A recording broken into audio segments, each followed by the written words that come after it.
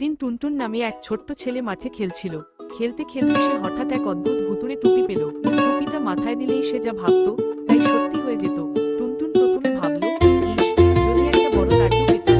সঙ্গে সঙ্গে তার সামনে আকাশ ছোঁয়া লাড্ডু এসে পড়ল।